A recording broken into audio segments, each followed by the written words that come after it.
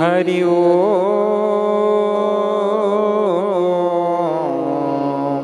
ओम नमो गुरुदेवा ओम नमो गुरुदेवा ओम नमो गुरुदेवा ओम नमो गुरुदेवा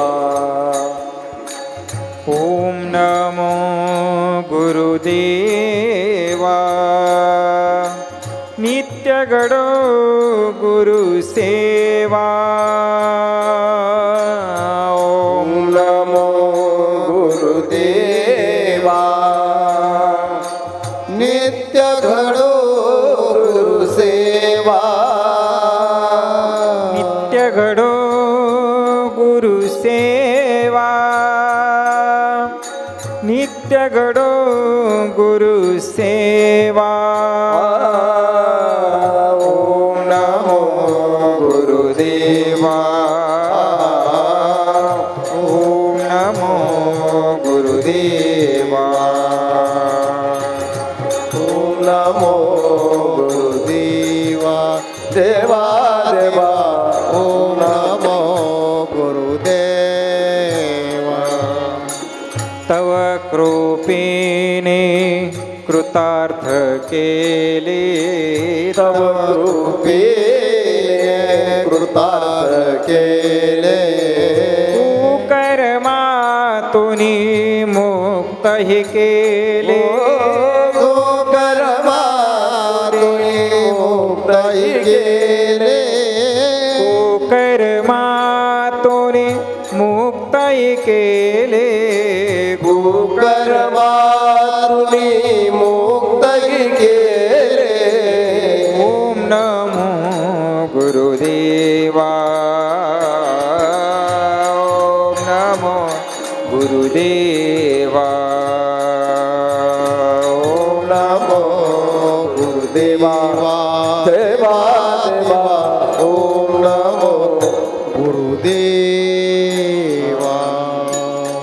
गुरुमंत्राने पावन केले गुरुमंत्राने पावन केले शांती सुखाच्या सागरी रमविले शांती सुखाच्या सागरी रमविले शांती सुखाच्या सागरी रमविले शांती सुखाच्या सागरी रमविले ओम नमो गुरुदेवा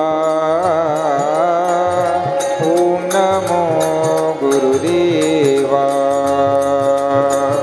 ओम नमो गुरुदेवा देवा देवा ओम नमो गुरुदेवा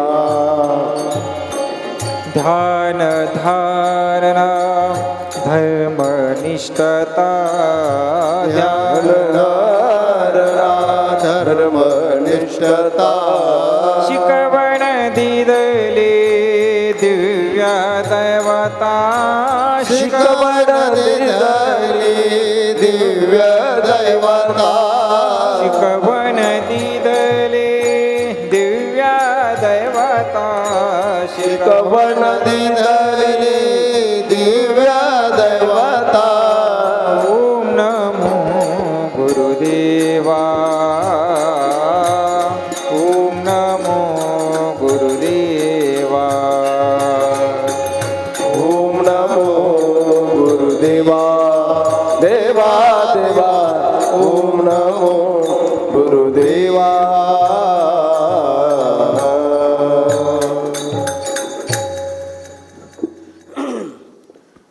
ओम वक्रतुंड महाकाय सूर्यकोटि समप्रभ निर्विघ्न कुरु मे देव सर्वकार्येषु सर्वदा अखण्डमण्डलाकारं व्याप्तयेनं चराचरं तत्पदं दर्शितयेनं तस्मै श्रीगुरुवे नमः कर्पूरगौरं करुणावतारं संसारसारं भुजगेन्द्रहारं सदा वसन्तं हृदयारविन्दे भवं भवानी सहितं नमामि मनोजवमार्ततुल्यवेगं जितेन्द्रियं बुद्धिमतां वरिष्ठं वातात्मजं वानरयुतमुखं श्रीरामदूतं शरणं प्रपद्ये गुरुर्ब्रह्मा गुरुर्विष्णु गुरुर्देवो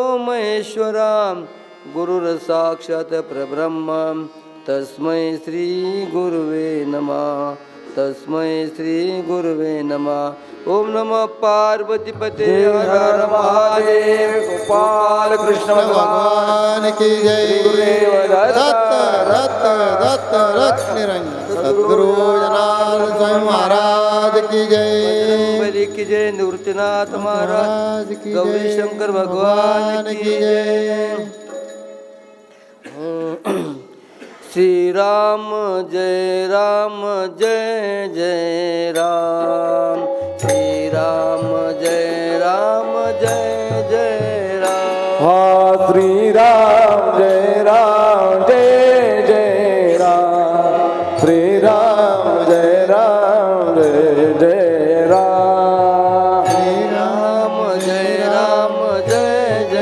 राम श्री राम जय राम श्री राम जय जय राम श्री राम जय जय राम श्री राम जय जय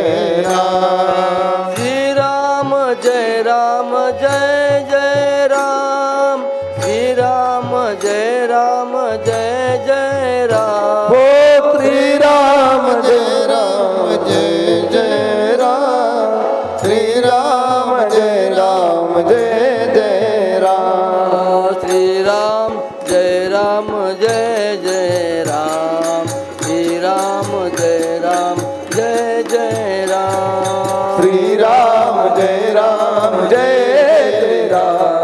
श्री राम जय राम जनार्दन जनार्दन सद्गुरु स्वामी जनार्दन जनार्दन जनार्दन सद्गुरु स्वामी जनार्दन जनार्दन जनार्दन सद्गुरु स्वामी जनार्दन जनार्दन जनार्दन सद्गुरु स्वामी जनार्दन जनार्दन जनार्दन सद्गुरु स्वामी जनार्दन जनार्दन सद्गुरु स्वामी जनार्दन जनार्दन जनार्दन सद्गुरु स्वामी जनार्दन जनार्दन जनार्दन सद्गुरु स्वामी जनार्दन जनार्दन जनार्दन सद्गुरु स्वामी जनार्दन जनार्दन सद्गुरु स्वामी जनार्दन जनार्दन जनार्दन सद्गुरु स्वामी जनार्दन जनार्दन जनार्दन सद्गुरु स्वामी जनार्दन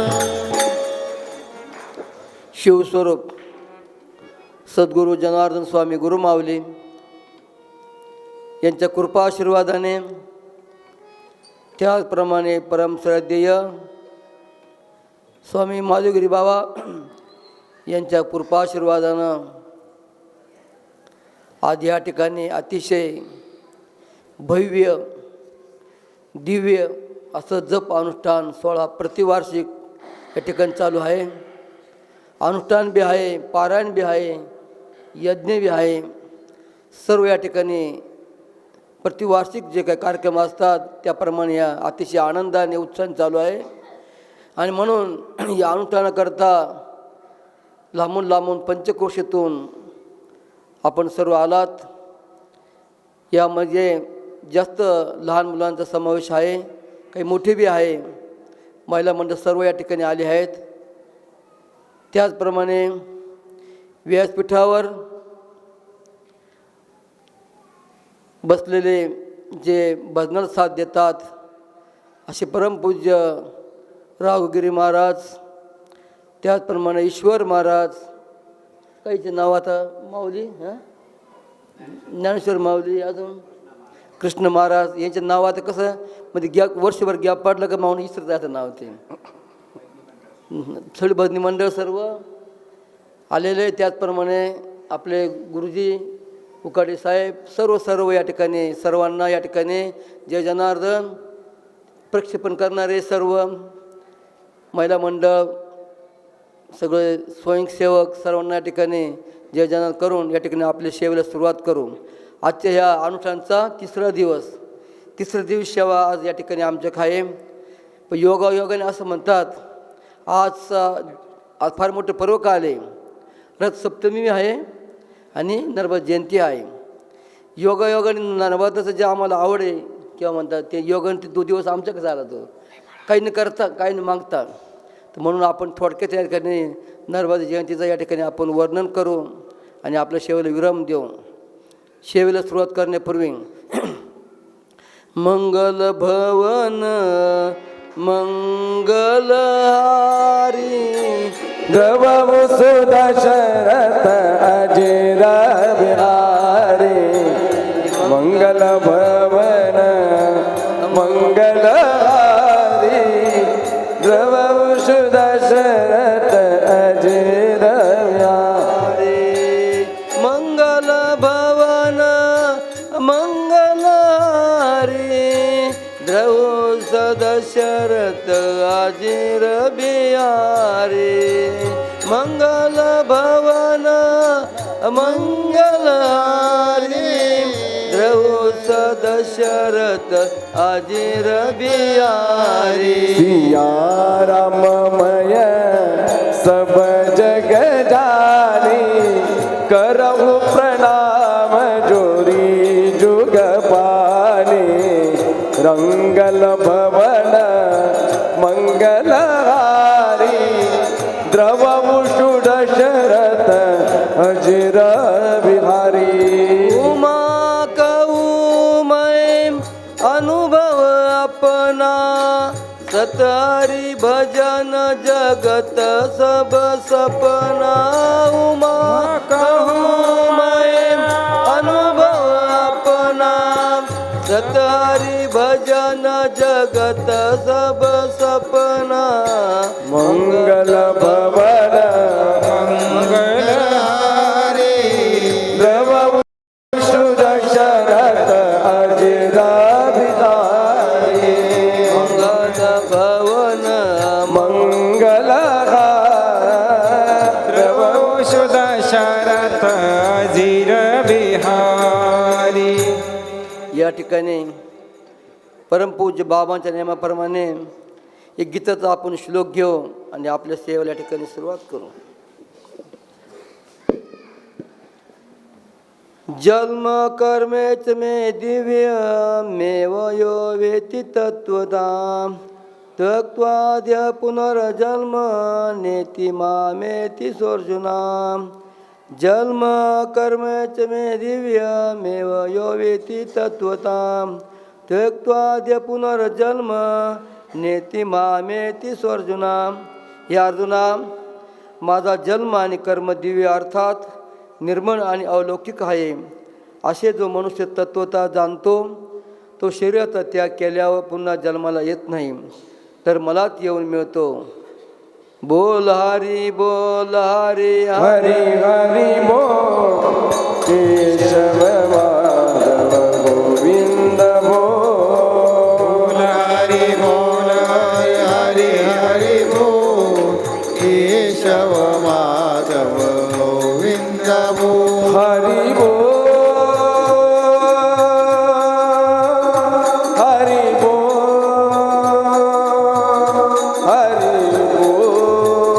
हरि बोल हरि हरि बोल हरि बोल हरि बोल. हरि बोल हरि हरि हरि बोल केशव गोविंद बोल. जन्म सामान्य माणसाचा जन्म होतो, पण जे सत्पुरुष असतात, जे संत असतात, जे देवता असतात त्यांचा अवतार म्हणतात. जन्म हा सामान्य मनुष्याचा. हे संत पुरुष देवलोक अवतार घेऊन जगामध्ये काम करतात. देवाचा अवतार केव्हा होतो, संतांचा अवतार केव्हा होतो?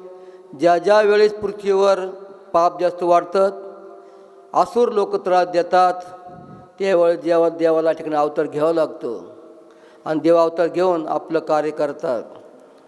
म्हणून म्हटलं आहे, देवाचा अवतार हा लोकांच्या कल्याणाकरता असतो.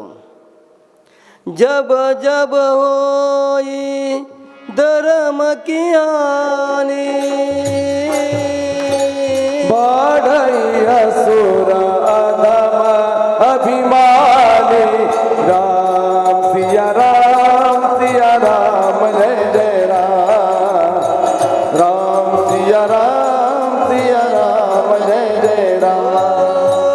जब जब होई धर्म की हानि, बाढ़ई असुर अधम अभिमानी, राम सिया राम जय जय राम, राम सिया राम जय जय राम. असे देव जेव्हा पृथ्वीवर पापाचा भार वाढतो, असं लोक त्रास देतात, तेव्हा देवताला अवतार घ्यावा लागतो, संतांसुद्धा अवतार घ्यावा लागतो. म्हणून असे जे महान संत पुरुष हे केवळ जगाच्या कल्याणकरता अवतार घेतात, नवने पृथ्वीवरला जो पापाचा भार कमी करण्याकरता अवतार घेतात. आज पान या ठिकाणी येऊन अतिशय आनंद झाला. दरवर्षी इकडे येऊन आनंद का वाटतो? संतांना जे आवडतं, देवाला जे आवडतं ते जर आपण केलं ते संताला आणखी आनंद वाटतो. आता खरं तर आपण भाग्यवान आहोत. काशया कलियुगामध्ये असे संत महापुरुष ईश्वराची प्राप्ती लवकर होत नाही. आम्ही तर कायम सांगत असतो, एक वेळ आपण तपश्चर्या केली, साधना केली, ईश्वराची प्राप्ती होऊ शकते. पण असे उच्च कोटीला गेलेले संत, उच्च जे साधना करतात, तपस्या करतात, असे संत भेटणे फार दुर्लभ आहे. बहु अवघड बहु हाय संत बेटी, बहु अवघड ये संत भेटी, बहु अवघड आहे संत भेटी, बहु अवघड आहे. परी जग जेठी करुणा केली, परी जग जेठी करुणा केली, परी जग जेठी करुणा केली, परी जग जेठी करुणा केली. बहु अवघड आहे संत भेटी, बहु अवघड आहे संत भेटी, बहु अवघड आहे संत भेटी, बहु अवघड आहे संत भेटी. संतांची भेट फार अवघड आहे, पण आपल्याला सहज भेटले. आणि असं म्हणतात ना, जर सहज कोणची भेट मिळाली तर महत्त्व राहत नाही आपल्याला. एखादी वस्तू आपल्याला सहज मिळाली न कष्ट करता, तिचं महत्त्व आपल्याला राहत नाही. असं आपल्याला सहज असे संत उच्च कोटीला बाबाजी भेटले, त्याचं महत्त्व फार कमी. आणि बाबांच्या पावला पाऊल देऊन चालणारे असे माधवगी बाबासुद्धा आपल्याला भेटले. किती भाग्यवान आपण आहोत. आणि अशा ठिकाणी आपल्याला जे संत बाबाजी होते तसेच या ठिकाणी माधवगी बाबा आहे. म्हणून संतांचे 2 गुण फार महत्त्वाचे. संताच्या लक्षणामध्ये 2 गुण म्हणजे कोण? ज्यांच्यामध्ये दया, ज्यांच्यामध्ये नम्रता, या 2 गोष्टी जर असल्या त्या ठिकाणी त्या डोळे झाकून संत आपण म्हणायचं. संत कुठं पाहायची गरज नाही. या 2 गोष्टी फार महत्त्वाच्या. नम्रता, पण नम्रता येणं फार सोपं नाही.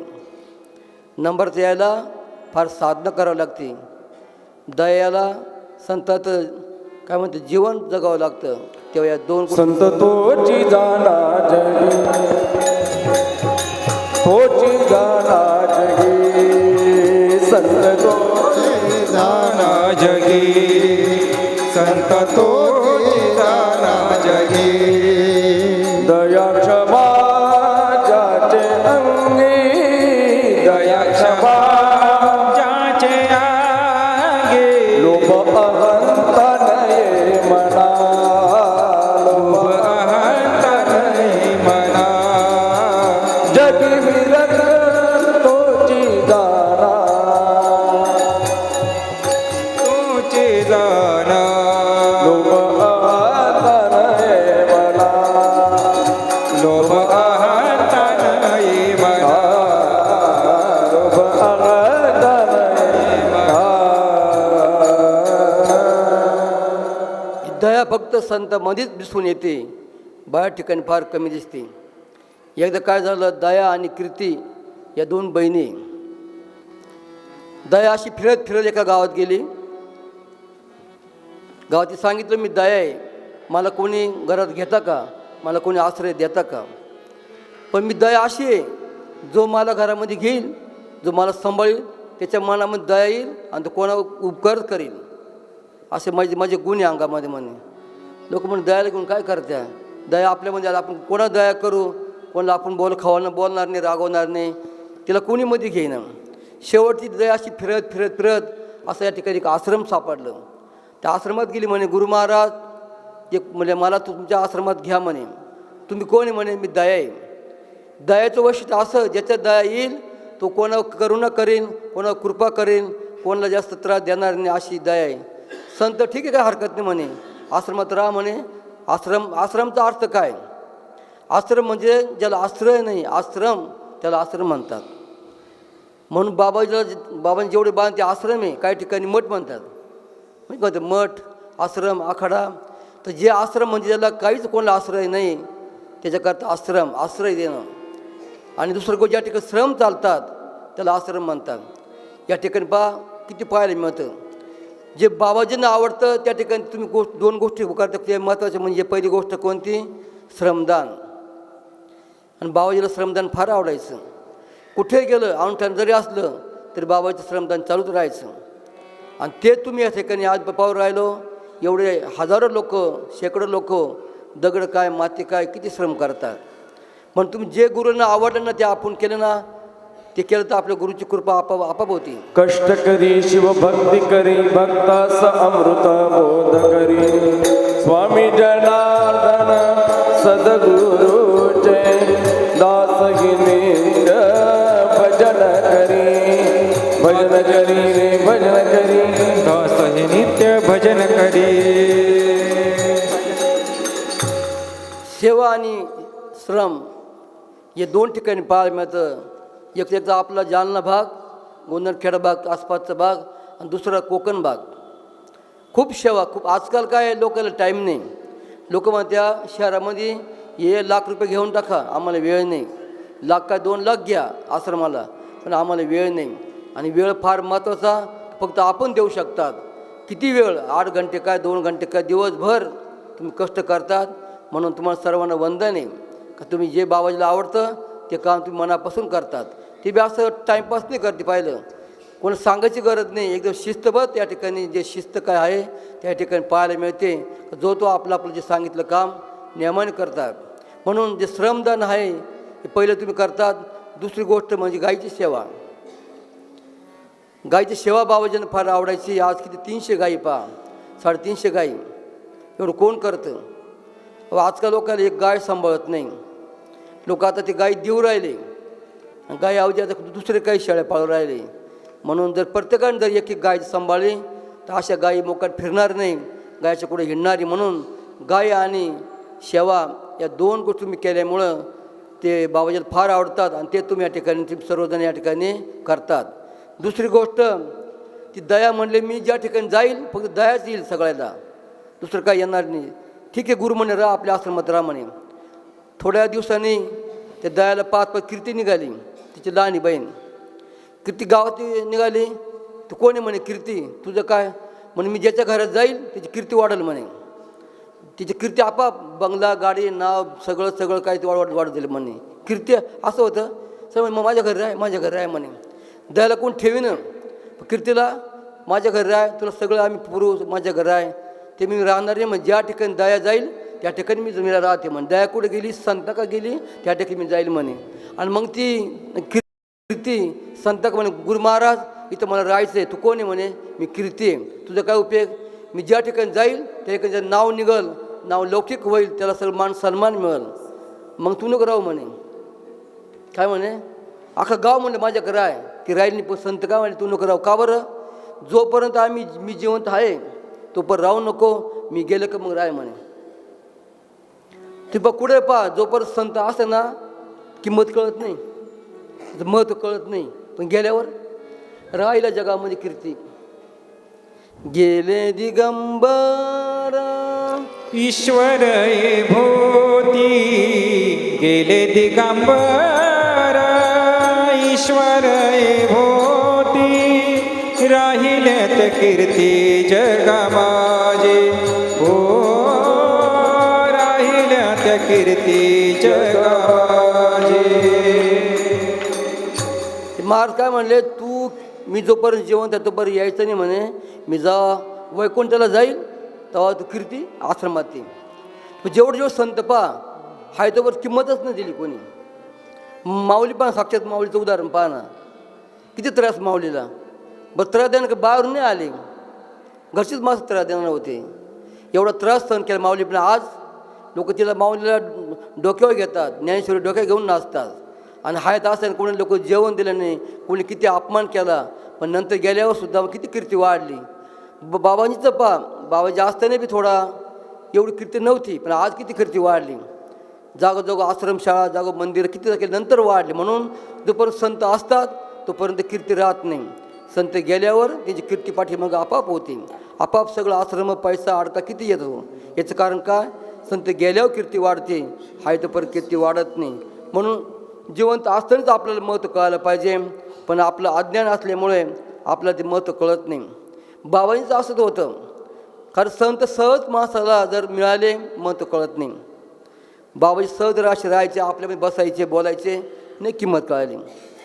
आणि जे असे असताना किंमत लोक कळत नाही. म्हणून आपण किंमत वाढण्याकरता आपला अभ्यास पाहिजे, आपलं वाचन पाहिजे, की आपलं साधना पाहिजे, तेव्हा संतांची ओळख होते, नाहीतर ओळख होत नाही.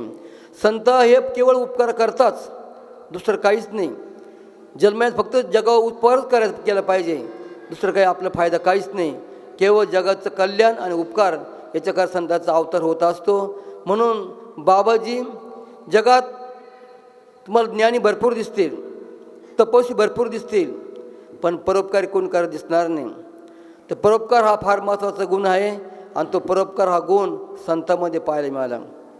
बाबाजी असे बसायचे, काही पाहिलं लोक जवळ कोण लवकर येत नव्हते. काही त्या भागामध्ये, शिवपुरी भागामध्ये एकटी बाबाजी बसायचे.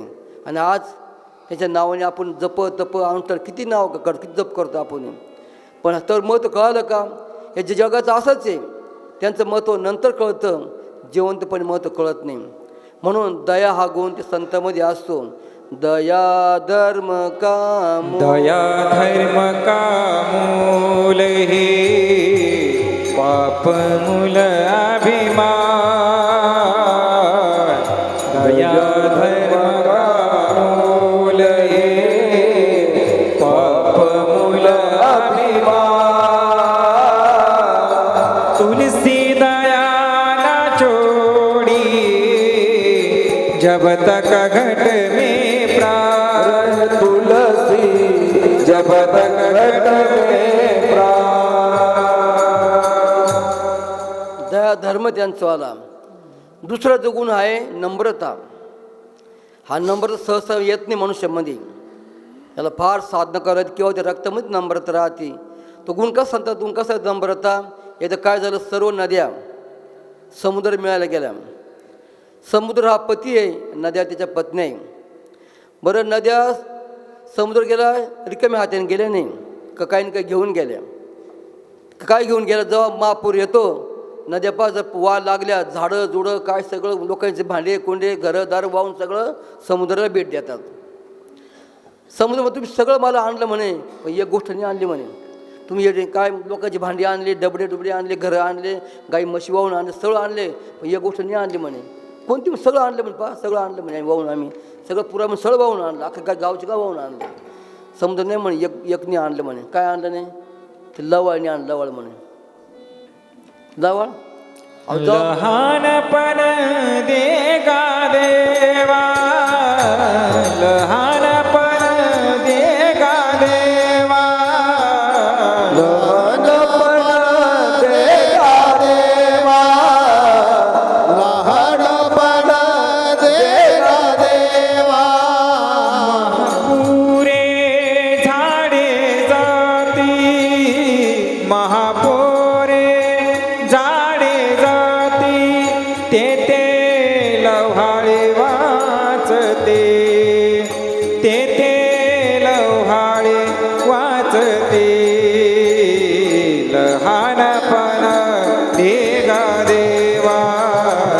लहानपण देगा देवा लहानपण देगा देवा तुम्ही सर्व आणलं म्हणे वाहून आणलं झाडं आणले झुडं आणले काय सगळं वाहून आणलं पण लवळ का नाही आणले ते म्हणले आम्ही जेव्हा पुरं आलं म्हणे आम्ही तिकडून पुरा असं वाहत आला लगेच खाली वाकले म्हणे आणि वाकले मग ते आणले नाही म्हणे मग तेच मला पाहिजे होते म्हणे म्हणून जे नम्रता राहील ते टिकून राहतील ज्या स्वामीच्या आश्रमामध्ये आम्ही पाहिले खूप आले खूप गेले हजारो आले हजारो गेले पण जे नम्रतान राहिले जे वाकून राहिले सेवेत राहिले ते अजून टिकून राहिले आणि शेवट ते टिकणारच ते म्हणून बाबांच्या आश्रमात येताना ते गेटच्या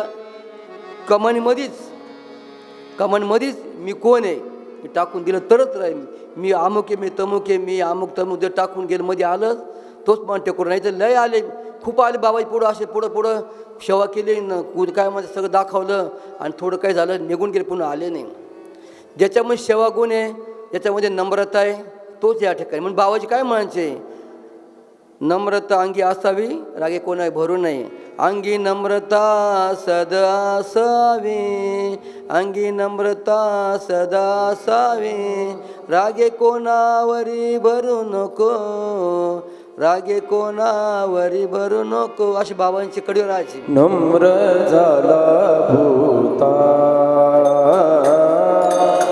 नम्र झाला भूता त्याने कोंडीले अनंता त्याने कोंडीले अनंता नम्र झाला भूता हो नम्र झाला भूता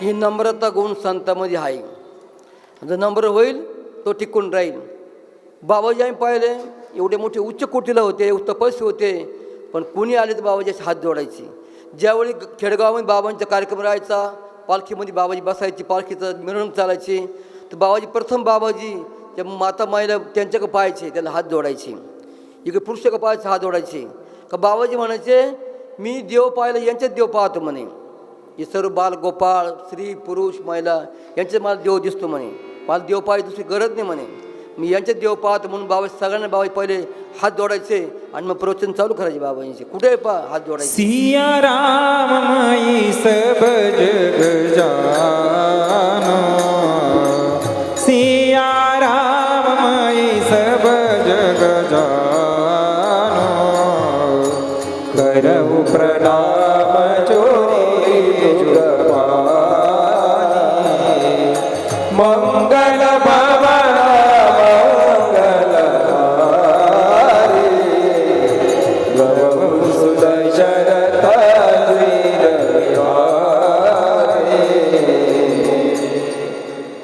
एकदा बाबाजी सण माहीत असतं बाबांनी सांगितले बाबाजी अयोध्येला गेले वाटतं अयोध्येला गेले त्या ठिकाणी एवढी गर्दी होती कोणी मंत्री आलते राज्यकोणी कोणी आलती वाटतं रस्ते बंद केले आणि बाबा ट्रकमध्ये बसायचे पहा किती बाबाजी ट्रकमध्ये म्हणजे ट्रक अशी होती बाबांची अजून नाशिक लावेल पहा तुम्ही त्यावेळेला कोणी बाबाजी लक्झरी गाडी देऊ शकले असते बाबाजीला पण बाबाजीने ट्रक का घेतली बाबाजी म्हणजे भाऊ मला ट्रक का पाहिजे माझे भक्त येडे कुठे बघतील म्हणे जर मी बस घेतली मग शिटी काय बस घेतली येडे म्हणजे शिटं फाडतील म्हणे आणि कुठं ते काचा फोडतील म्हणे मला ट्रकच बरे म्हणे, मागं टिकापावडी राहते, लोक बसतील, पुढे मला कॅबिन करा म्हणे.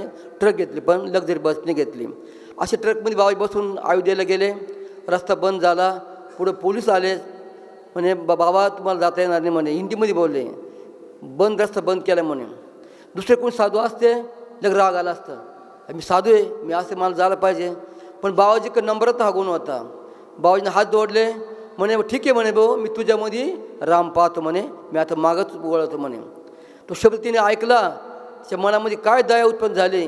तो शेवट ते मंदिरापर्यंत बाबाजीला घेऊन गेला, ट्रक घेऊन गेला. आणि तेच बाबाजी काही खवळले असते, काही बोलले असते, आणखीन भांडण वाढलं असतं. नम्रता आली त्या ठिकाणी माणसाला. तर म्हणून बाबाजी सांगायचे, एक बाई आणि माणूस एका गावामध्ये खूप भांडण. तो माणूस ना ते बाईनं किती काम केलं दिवसभर तर काय भांडत राहायचं. तुम्ही बाबाजी सांगायचे काय भांडत राहत, तिनं किती काम करो, कसं वागव, त्याला काही लोकांना सवय राहते, स्वभावाला जात नाही. तो असं भांडायचं का ठिकून ते बाईला मारायला धावायचा. काय कर बायला, काय कर, मी कसे वागते, पण माझा नवरा काय मला भांडतो, काय मला मारायला धावतो. मग ती बाई एका आश्रमात गेली, आपल्या आश्रमसारखी. म्हणजे बाबा माझा पती, मी कधी गेलं की माझा नीट बोलत नाही, काय भांडत राहतो, मला मारायला धावतो म्हणे. संत सगळं गुण, संत गुण असतात, संत सगळं आयडिया असतात.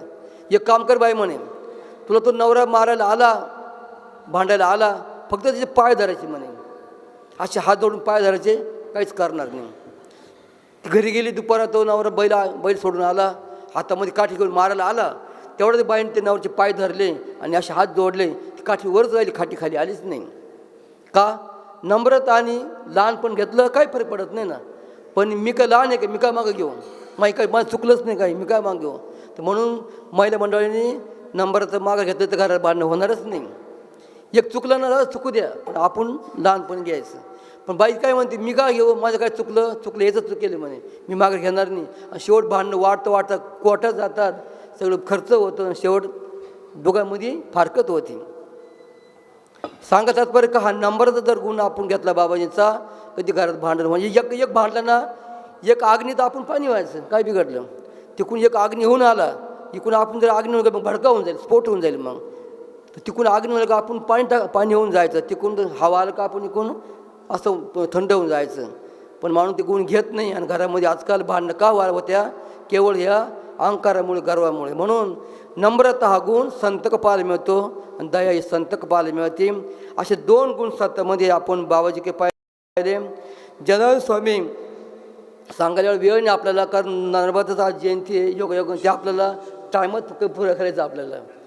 हां, त्याच्यामुळं मग आता 1, 2, 3 जेवढं टाईम तेवढं सांगू टाकून आहे का नाही. म्हणून नर्मदाचं आपल्याला थोडक्यात पाहायचं आपल्याला. कारण नर्मदाची मोठी कहाणी सांगायची, मी शॉर्टकट कहाणी सांगणार नर्मदाची. का जनार्दन स्वामीला नर्मदा फार आवडायची.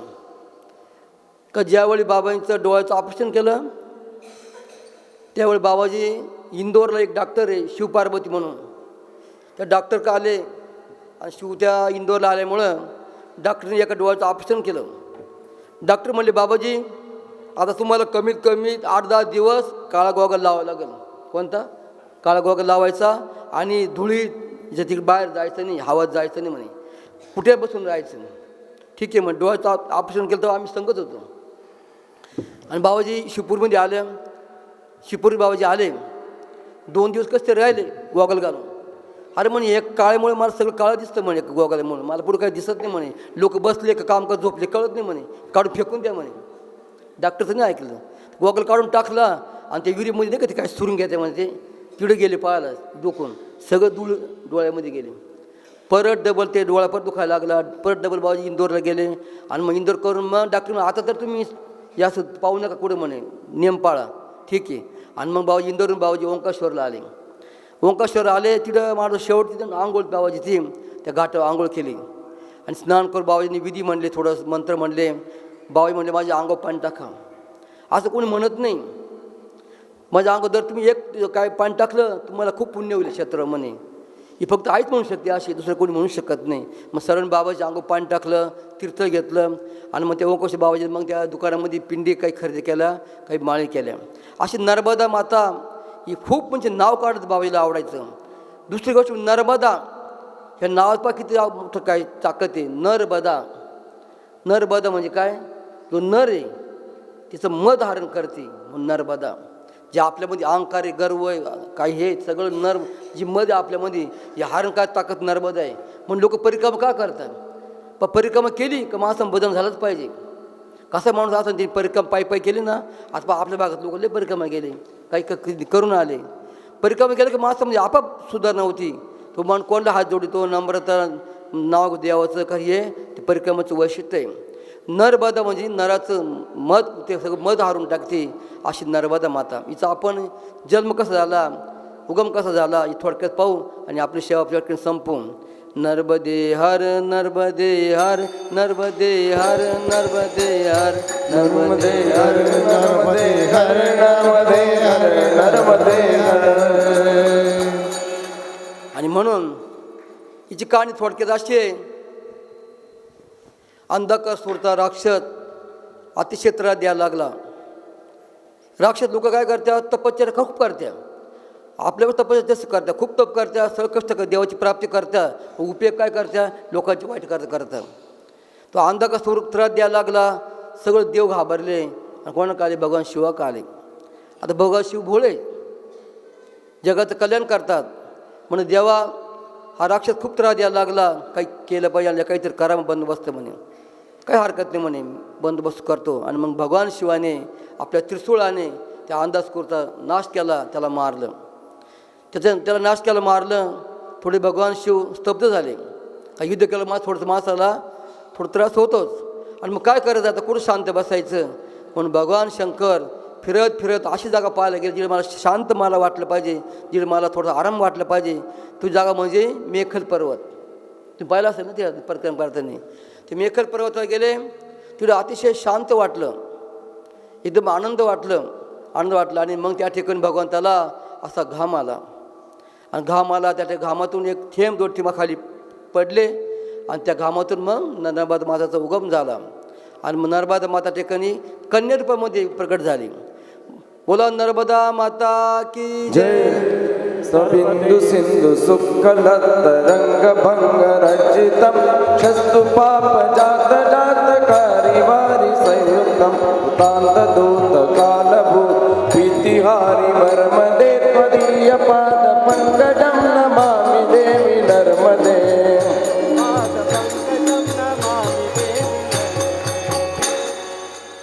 नर्मदा हळूहळू वाढत चालली, लहान मोठी. अति सुंदर रूप कन्या म्हणून पा ओंकारेश्वर गेलं का ते कन्या भोजन द्यावं लागतं. ज्यांनी परिक्रमा केली ना त्याला माहिती आहे कन्या भोजन का द्यावं होतं, का ते नर्मदा स्वरूप आहे. आणि त्या ठिकाणी कुणी गेलं का नर्मदे हार एवढा जप होतो माणूस सजला का माणूस 100 वेळा म्हणतो नर्मदे हार. एवढं ते मंत्र ताकद आहे. आणि मग हळूहळू कन्या वाढत गेली नर्मदा. तिला मेखल कन्या म्हणता, कारण ते पर्वतावर जन्माला आली. मेखलची कन्या म्हणता, भगवान शिवाची कन्या म्हणता. तिला अनेक नावं, एक रेवा नावाने बी तिचं नाव आहे. या ठिकाणी आपण थोडक्यात पाहणार आहोत तिचं वर्णन. अशी नर्मदा माता जन्माला आली. तिचं रूप काय? ती अवयव ते कुमारी आहे. आता काही गोष्टी सांगू नये, मत आपलं, पण तुम्हाला पटण्याकार सांगतो. शिवपुरीमध्ये बाबाजी राहायचे शेवट आपलं माहीत असेल, काही शिवपुरी पाहिलं असेल. शिवपुरी असेल बाबाजी राहायचे. पहिले बाबाजीकडे नियम असा होता, कोणा इंचू चावला लोक यायचे म्हणजे बाबा इंचू चावला, बाबाजी काय करायचे? निंबाचं पालं घ्यायचे. इंचू मला सर्प चावला तर निंबाचं पालं घ्यायचे आणि 2 मिनटं तो पाला असं चोळायचे. आम्ही डोळ्याने पाहिलं. त्याला 5-10 मिनिट लागायचे. तो पाला चोळायचा, इबूट टाकायची, एकत्र करून मग त्याला लावून खाल द्यायची. तेव्हा कुठं इंच कवत इस उतरायचा, त्याला म्हणजे 10 मिनिट लागायचे. पण जेव्हा बाबाजी आता असे सहज दुपार टाईम बसले तर आम्ही आज्ञा नव्हतो. आणि बाबांची गोष्ट असे, जो माणूस चांगला असेल, याच्या म्हणून चांगले गुण असेल, त्याला बाबा जवळ ठेवत नव्हते कधी. संताला असे माणसं लागायचे जे आडबंग माणसाला कोणी संभाजी जे असते थोडं ज्यांच्या अवगुण राहत्या, ही संत जवळ ठेवतात असतात. ज्याचे चांगले गुण आहे ना, आता मागली बापा चांगले गुण, चांगली सेवा, तर बाबा तुम्ही जाणार असते का तिथं असतं जवळच ठेवत बाबा जास्त करून. चांगले गुण आहे ना, पण जास्त काही थोडं आडबंग राहते, गुण राहते ना, अवगुण राहते ना, ते काही बाबा जवळ राहायचे. तर मग असे आता आम्ही जवळ पण मत माहीत नव्हतो. आणि मग दुपार टायमाला बाबाजी म्हणे, अरे म्हणे आता एक आज काय झालं म्हणे, मला माझ्या डोळ्यापुढं एक दिवी येते म्हणे. कोणी ते देवीचं दिवी कोण माहीत नाही मग कोणी ते म्हणा. आता आम्हाला काय माहिती कोण, आता आम्ही थोडी पाहिले काय. मग तुम्हाला कोण विचारायचं? लहान पोरं विचार, त्यांना काय माहिती काय? एखादे पंडिताला विचार पाहिजे ना बाबाजी नाही. आता आम्हाला कधी देवी माहीत नाही, काय देव माहीत नाही. हे कोण येते म्हणे माहीत नाही म्हणे, सुंदर असं रूपे म्हणे, रूपाचं वर्णन करू शकणारे कोण येते माहीत नाही म्हणे. असं 1 दिवस गेला, 2 दिवस गेला, मग बाबाजीला कळालं की दुसरी गोष्ट तिने कोण असं ही साक्षात नर्मदा माता, नर्मदा आहे म्हणे, सुंदर रूप कन्या. तिचं असं वर्णन आहे कारण संत काय करू शकणार नाही. करील ते काय नोहे महाराज करील ते काय नोहे महाराज परी पाय बेजा शुद्धांगे परिपाणी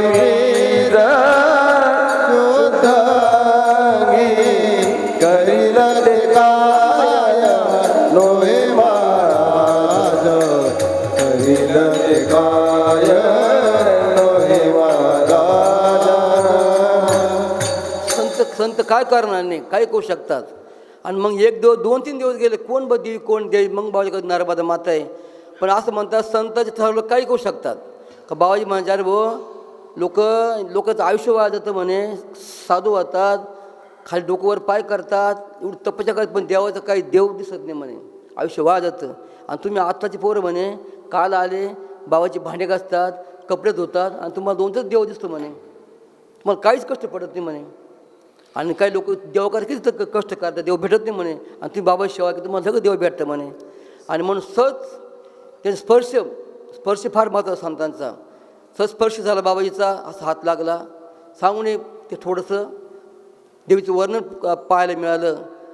मग पाहिलं की नर्मदा मातेचं रूप काय, रूप असं आहे की ते माणूस डोळ्याने पाहू शकत नाही. असे काळे काळे केस, पूर्ण काळे केस, असे काळे काळे केस, जवळजवळ केस असे एवढं लांब, इकडे कोणाचे केस नाही कोणाचे, असे पार पाठी कांबर एवढे केस, काळेभोर केस, असे नर्मदा काळे काळे केस. आणि केवळ केस असे स्थिर नाही, जसे कसं हवात केस थोडं उडतात, असे केस थोडे हवात उडायचे केस. दुसरी गोष्ट नाकामध्ये नथ, ते नथ वेगळी नथ, अशी ते नथ आणि शरीर एकदम पिवळं शरीर, एकदम पिवळं शरीर, ते माणूस पाहू शकत नाही असं शरीर.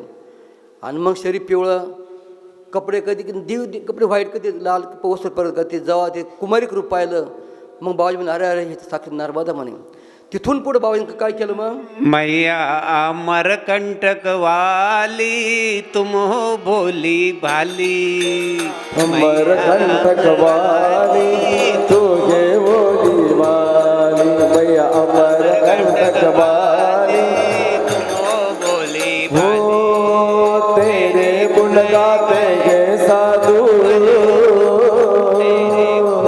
तेरे गुण गाते साधु, बजा बजा के टाली मैया कंटक वाली तू ये बोली वाली हो मैया अमरकंटक वाली चार भुजा वाली. लाखों पापी तुमने तारे, लाखों पापी तुमने तारी, लगी न पलकी दे हो मैया चार भुजा वाली तुम हो बोली भाली हो मैया चार भुजा वाली तुम हो बोली भाली.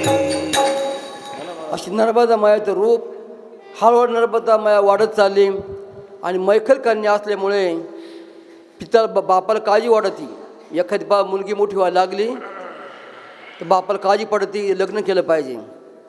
म्हणून तो मेखल पर्वत त्याला वाटलं आता आपली कन्या मोठी वर चालली, हिच्याकरता आता आपण वर पाहायला पाहिजे, म्हणे लग्न केलं पाहिजे. म्हणून त्यांनी अनेक वर पाहायला सुरुवात केली. आणि मग एक वर असं पाहिला, त्याचं नाव काय? सोनभद्र. सोनभद्र राजा कुमार तो पाहिला. आणि त्या काळात असं होतं, आजच्या काळासारखं नाही. आजच्या काळात बापाला पाहायची गरज नाही, सगळं मुलं आधी पाहून घेतात. तो आता काळ वेगळा आहे, पहिला काळ वेगळा आहे. आता 2 महिने आधीच पाहुणे घेतात, भेट घेऊन घेतात.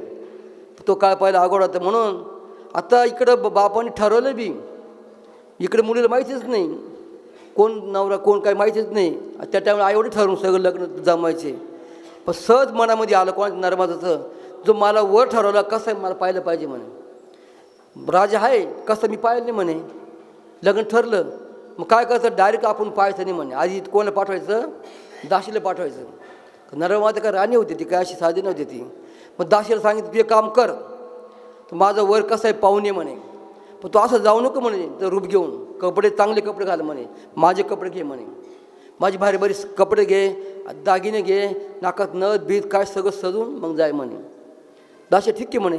तर दाशीचं नाव जे उल्हास काय नाव होतं दाशीचं, ठीक आहे म्हणे.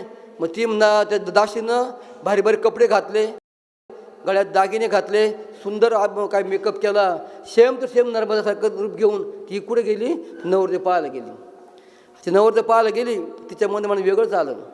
मग नवरदेव कोणाचा, नर्मदाचा. आणि हीच तिकडे हिने काही सांगितलंच नाही, डायरेक्ट त्या तिथं गेली. तो वर पाहिला, तो राजा पाहिला सोनभद्र, का बोललीच नाही.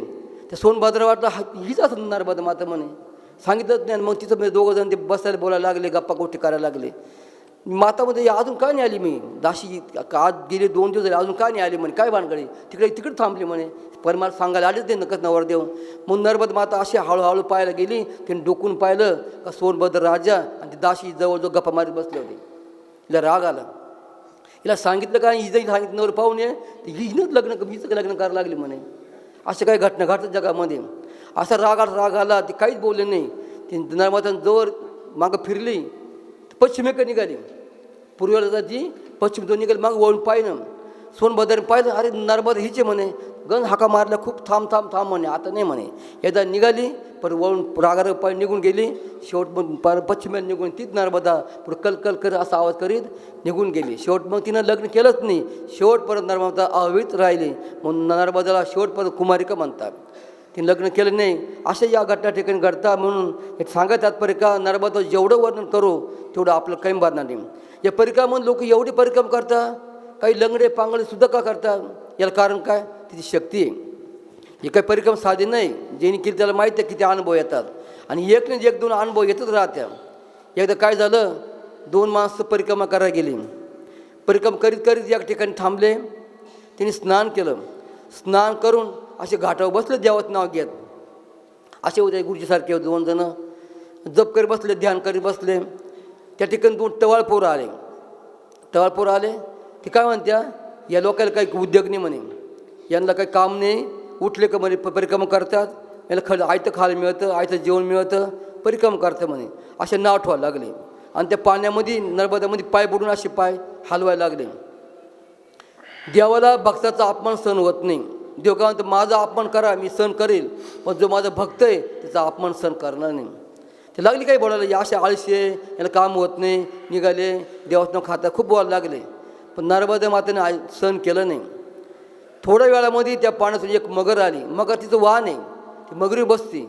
असं ती मगर अशी आली जोऱ्यामध्ये आणि 1 सेकंदामध्ये त्या दोघायला असं पाणी ओढून नेलं आणि त्याचे पाय डायरेक्ट खाऊन टाकले आणि लाल रक्त असं बाहेर निघलं. जेव्हा या दोघांनी पाहिलं, अरे जे लोक आम्हाला बोलायचे, एका मिनिटात मगरीनं ओढलं आणि खाऊन घेतलं. म्हणून देवाला भक्ताचा अपमान सर्वत नाही. असे नर्मदा मातेचे अनेक अनुभव लोकांना, जो माणूस चांगले मनाने परिक्रमा करील ना त्याला अनुभव आल्याशिवाय राहणार नाही. 1 नाही 2 असे नर्मदा मातेचे अनेक अनुभव लोकांना पाहायला मिळतात. म्हणून जनार्दन स्वामीला नर्मदा माता आवडायची. एकदा काय झालं, बाबाजी तप करून उठले आणि त्या काळामध्ये बाबाजी 2 शिष्य घेऊन बाबाजी ओंकारेश्वरला आले. साधक अवस्था होती बाबाजींची. तर नर्मदा ठिकाणी ओंकारेश्वरला आले. तिथे एक असं बोर्ड लिहिले, या ठिकाणी आंघोळ करायची नाही, या ठिकाणी खोल पाणी, गहरा पाणी स्नान करायचं नाही. आता बाबाजीला वाटलं इकडे गर्दी, आपण थोडं निवांत आंघोळ करू. म्हणून बाबाजी त्या निवांत जागेवर आले आणि आंघोळला करायला गेले. आंघोळ करता शेवाळ बाबाजीचा पाय सटकला आणि डायरेक्ट जनार्दन स्वामी 1 सेकंदामध्ये बाबाजी त्या भवऱ्यामध्ये गेले. ते भवऱ्यामध्ये किती माणूस पोहणार असला ना, तो माणूस बाहेर निघू शकत नाही.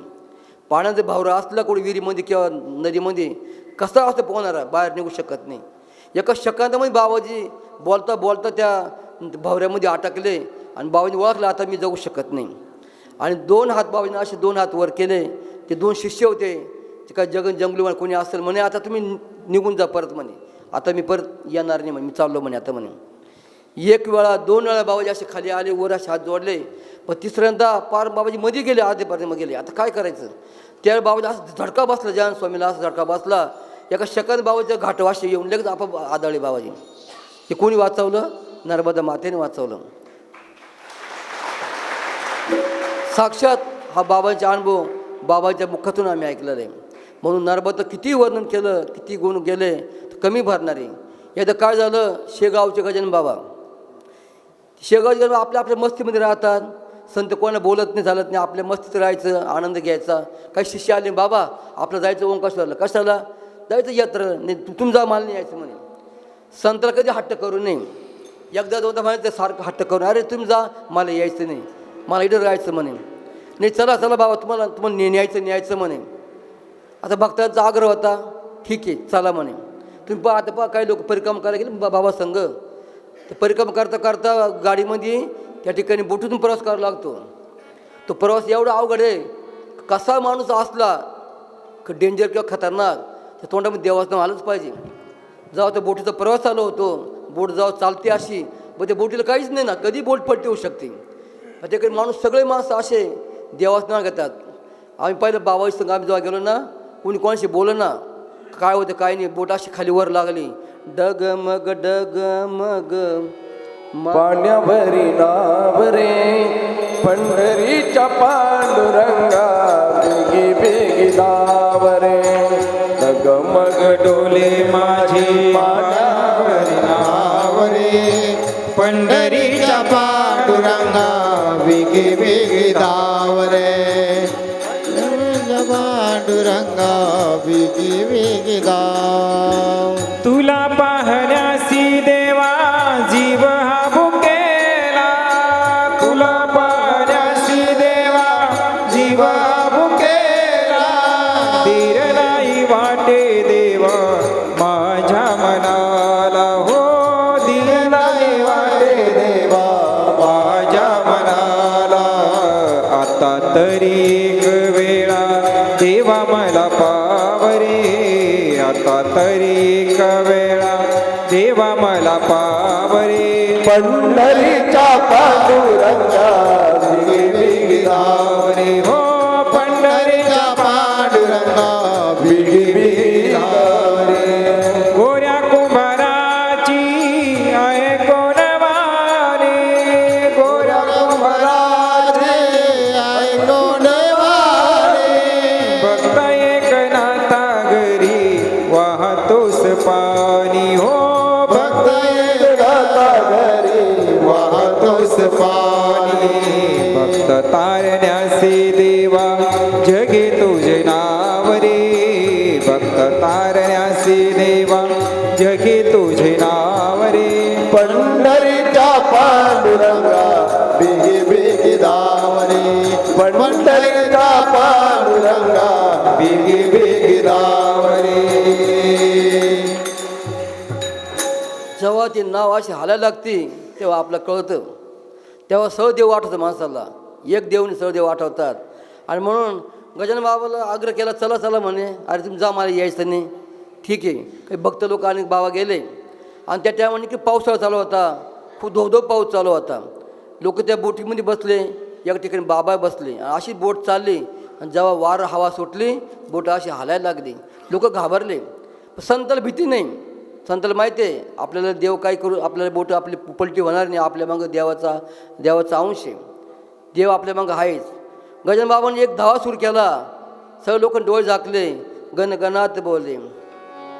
संत गजानन शेगावीचा, योगी गजानन शेगावीचा, संत गजानन शेगावीचा, योगी गजानन शेगावीचा. गण गण गणात बोलते, गण गण गणात बोलते, गण गण गणात बोलते, गण गण गणात बोलते, गण गण गणात बोलते, गण गण गणात बोलते, गण गण गणात बोलते, गण गण गणात बोलते. भजन नित्य सद्गुरुचे,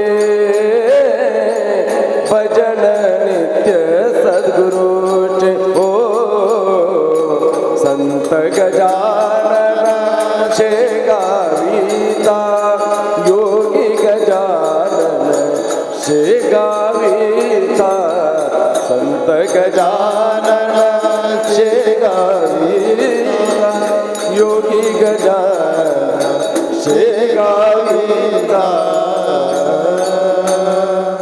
एवढा पाऊस एवढं वारं बोट हालायला लागले. पण जेव्हा गजानन बाबांनी डोळे झाकून भजन चालू केलं का थोड्याच वेळामध्ये नरबार माझं साक्षात पुढं आले आणि त्यांना वाचवलं.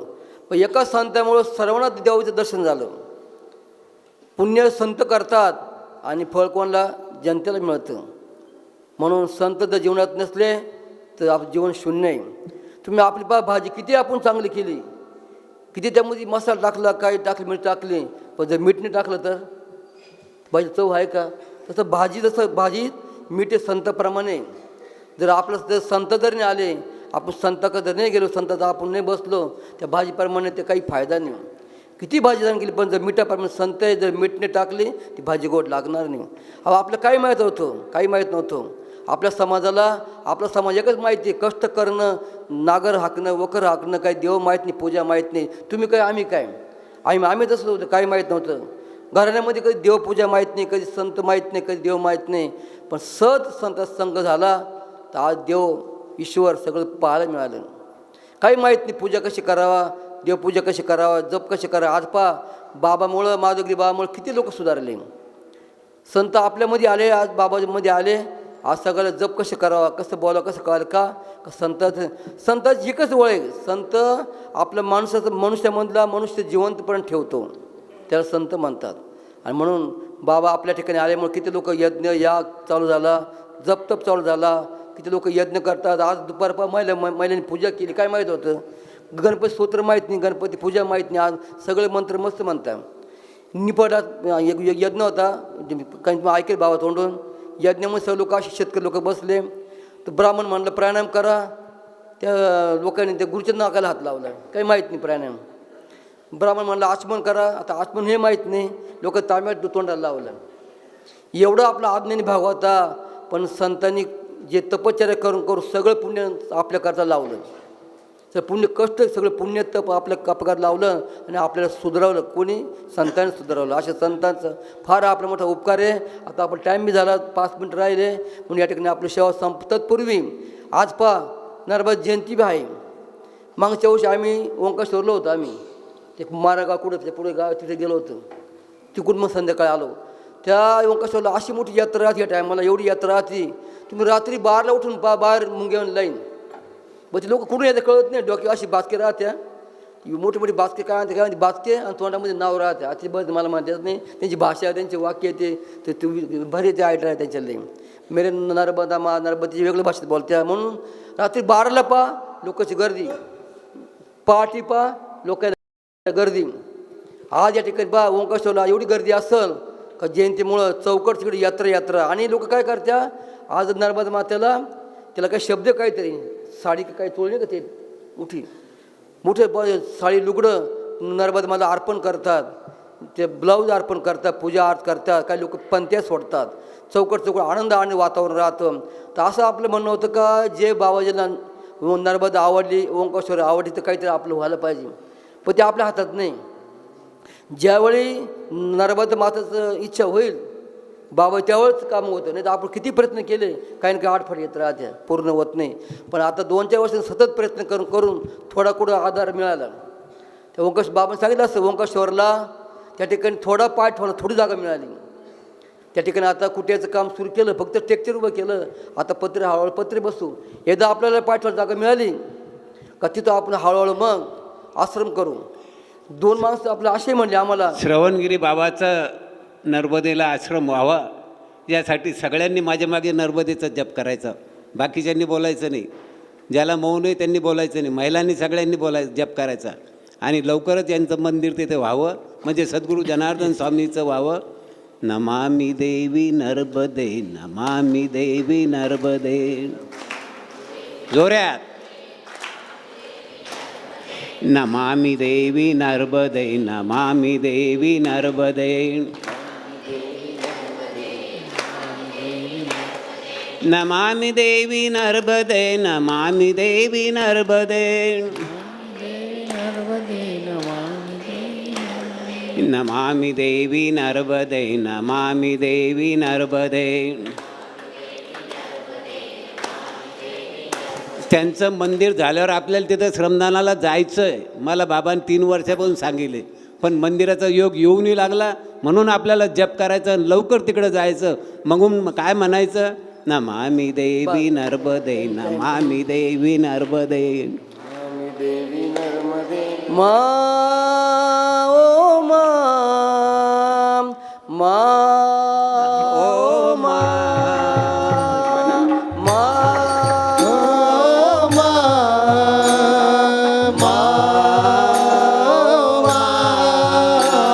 नमामि देवी नर्मदे, नमामि देवी नर्मदे, नमामि देवी नर्मदे, नमामि देवी नर्मदे, नमामि देवी नर्मदे, नमामि देवी नर्मदे.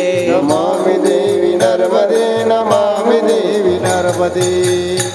असं म्हणते ना, चांगल्या कामाला ज्या प्रत्येक गोष्ट, प्रत्येक आश्रम सहजासहजी झाला नाही कधी. मग सगळा अनुभव आहे. बाबांचं कोणतं काम म्हटलं ना, खूप अडचणी, खूप खूप अडचणी. पण ते हळूहळू सगळं अडचणी देव आधी परीक्षा पाहतो. हे पौपुट हारत्या करणे म्हणून परीक्षा झाल्यावर देव सहाय्य होतो. असं ओंकारेश्वरला काही ना काही. मग त्या ठिकाणी जागा बाहेर खूप आहे, पण त्या ठिकाणी मंदिर लांब, आपलं घाट पाहिजे, स्नान सोय पाहिजे. आणि ज्या ठिकाणी घाट आहे तिथं मग जागा कमी, म्हणून त्या ठिकाणी आपण काय केलं, एक हनुमानची मूर्ती स्थापन केली. नियम असा आहे, जर एखादी काहीतरी अतिक्रमण केलं तर 1 महिना तोडून टाकायचं राहत्या, 2 महिने ठेवीत नाही कधी. खूप साहेब लोक येत्या, ते मूर्ती का पाहते हनुमान काही करावं, तोडावं का काय काढावं, निघून जातात. आतापर्यंत असं करतं का 2 वर्ष होत आले, पण आज कोणी हनुमानला ताकद झाली नाही हात लावायचे कधी. म्हणून कोणत्या कामात तुम्ही हनुमंताला पुढं करा, मारुतीला आपण काम होतं. दुसऱ्या देवाला नाही, राम कोणी दुसरं देव असते ना तर एखादं काढले बी असते, पण हनुमानला लोक असे घाबरतात. एक तर देवा 2 देव असे लोक त्याला सगळं घाबरतात. एक शनिदेव, शनिदेव असं जर पाहिलं ना, अरे नको नको लांब, आपल्या नारळ फोड, तेल वाय, हे पाय, पूजा कर नको, शनिदेव काही टाक. आणि दुसरा देव हनुमान, हनुमानचं काम एकच, एकच मारतो, दुसरं माझी गरज नाही. एक मुठ्ठी मारली. तिथं एक सत्य घटना अशी घडली ओंकारेश्वरला बरं का. एक हनुमानची मूर्ती होती, अशी होती बाहेरमध्ये, त्यांच्या हद्दीत होती. साहेब लोक आले, ही मूर्ती आपल्या हद्दीत आली म्हणजे आपल्या याच्या कुणी लावली म्हणजे काढायची म्हणजे. एक साहेबांनी काही नाही पाहिलं, JCB लावला, तरी कधी काय म्हणतात JCB लावलं, आणि ते मूर्ती अशी उचलली आणि लांब टाकायला घेऊन झाले. 2 तुकडे होऊन गेले हनुमंताचे, 2 तुकडे झाले. त्याला काय साहेबाला काय घेणं, तुकडे मूर्ती अशी टाकून दिली बाजूला. 2 दिवस नाही, 2 दिवस असा अनुभव आला. ते साहेब लोक जीप गाडीत आले, बसून आले झाडाखाली, तिकडे घाटावर असे जेवायला लागले. जेवण करा असे बघ चौकड जेवायला बसले. काय 2-3 घास खाली असतील, खाले ते कुंज 1 ट्रक असा ते आला, टर्म 1 ट्रक असा आला, यांच्या अंगावर जागीच मारून टाकलं. जेव्हा लोकांना कळलं, अरे येईन हनुमानची मूर्ती काढली, फेकली ना, एवढी मेले का नाही. मग ते झालं लगेच आपली मूर्ती बसली. आता कोणी लोक घाबरले, कोणी हात लावत नाही, आता काही नाही. तिने आतापर्यंत ते उचलून टाकले असते. आणि नियम असते, कोणची वस्तू 1 वर्षाचा आदर काही काढली नाही, त्याचा अधिकार लागतो. आता त्या हनुमंताने आपल्याला अधिकार करून दिला, तुम्ही याचा लवकर चालू करा. तरी आपण अजून बाहेरसुद्धा थोडंसं काय म्हणते कागदपत्र करायचं, कोणतं कच्चं काम करायचं म्हणून वेळ लागेल. जेव्हा आश्रम होईल ना, मग त्याला आपण जाहीर करू, मग काय यज्ञशाळा काय तो आनंद पूर्ण घेऊ. आणि अशा प्रकारे नर्मदा माता ही कुमारी आहे, ही कोणते मंडळ पूर्ण करते, फक्त आपला दम पाहिजे. आणि या ठिकाणी फार आनंद वाटला. या ठिकाणी आम्ही वाटत पाहतो कधी आम्हाला आमंत्रण येईल इथं. का मला यायचं कारण का, तुमचं प्रेम भाव पाकार द्यावा लागतो. असा भाव कुठं पाहायला मिळत नाही. ते बस सगळ्याचं चेहऱ्यावर किती आनंद, किती प्रेम, एवढा उत्साह. हा आनंद स्वर्गात नाही. स्वर्गाचा देवसुद्धा इच्छा करतात, मूर्ती लोक जन्म, देवाला जन्म कळाला पण तिकडं मिळत नाही. आपल्याला जन्माचं महत्त्व कळालं नाही, पण किती आनंद. म्हणून सांगायला खूप वेळ आहे, सांगायला म्हणजे खूप आहे, पण एवढा वेळ नाही. आणि म्हणून झाली सेवा ही तोडकी मोडकी. एक तर आम्हाला बोलता येत नाही, सगळ्याला माहिती आहे, नाव श्रवणगिरी म्हणजे ऐक नाही, पण बाबांची कृपा करून कसे कोण आहे तो 2 शब्द आपल्या पुढं सांगण्याचा प्रयत्न केला. बाबांची आज्ञा कसं कोण बोला, लोकांना थोडं सांगायचा प्रयत्न करा. म्हणून झाली सेवा बाबाच्यांनी अर्पण करून वाणीला विराम देऊ. नारायण नारायण ओम सत्यनारायण नारायण ओम खाली बसा, खाली बसा. सत्यनारायण नारायण ओम बाबाचा सत्कार राहिला, खाली बसा. देवा सद्गुरु जनार्दन स्वामी महाराज. बाबाजी एवढे 400 किलोमीटरहून आपल्याला बाबांचा अमृतबोध देण्यासाठी आलेले आहे. त्यांचा सत्कार राहिलेला आहे. जमलेल्या आपल्या सर्व आश्रमातर्फे मी परमपूज्य आदरणीय महेशगिरी बाबांना विनंती करील श्रवणगिरी बाबांचं पूजन करावं. बोलू नका आई. ओंकारेश्वरला जायचं ना आपल्याला, मग बोलू नका. बाबा दरवर्षी ओंकारेश्वरला अनुष्ठान करतात. जवळजवळ 15 वर्षापासून मी पाहतो दरवर्षी यांचं अनुष्ठान असतं. 1-2 अनुष्ठानाला मी स्वतः हजर होतो. काबरा सेठ मी यांच्या अनुष्ठानाला हजर होतो. तेव्हा मागच्या महिन्यातच नर्मद्याचं अनुष्ठान करून श्रवणगिरी बाबा आलेले आहे. आपल्याला बोधामृत दिल्याबद्दल बाबांचा परमपूज्य स्वामी महेशगिरी बाबा सत्कार करत आहे. देवा सगळ्यांनी जोराने टाळ्या वाजवल्या पाहिजे.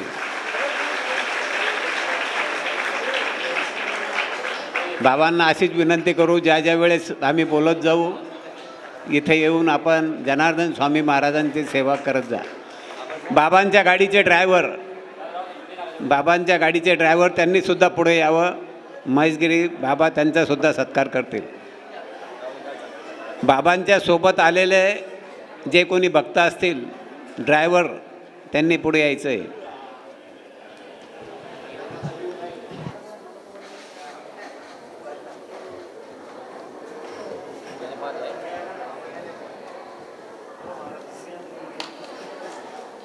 उद्या महिलांसाठी भगवान सूर्यनारायणाची पूजा आहे. येताना सगळ्यांनी पूजेचं साहित्य, सूर्यनारायण देवाचा फोटो, मूर्ती आणि त्यांच्यासाठी लागणाऱ्या 108 लवंगा हे आणायचे आहे. उद्या आपल्या सगळ्यांचे आवडते लाडके परमपूज्य आदरणीय महेशगिरी बाबांचं प्रवचन होईल. सूर्यनारायणाच्या दुपारी 12 वाजता पूजा. आजच्यासारखं सगळ्यांनी यायचं आहे. सूर्यनारायणाला लवंगा 108, खडी साखर, पिंपळे गुरुजीला पेढा,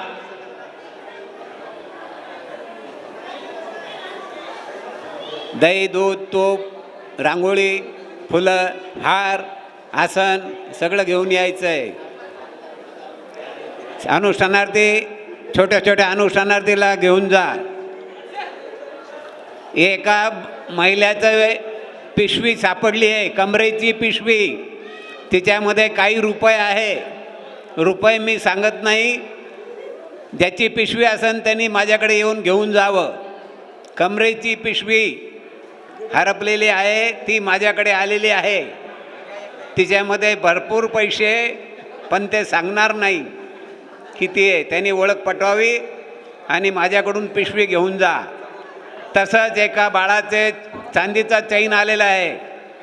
चांदी सस्ती आहे, 3 लाख रुपये किलो चांदीचा चैन आहे. ओळख पटवून माझ्याकडून चांदीचा चैन घेऊन जावा.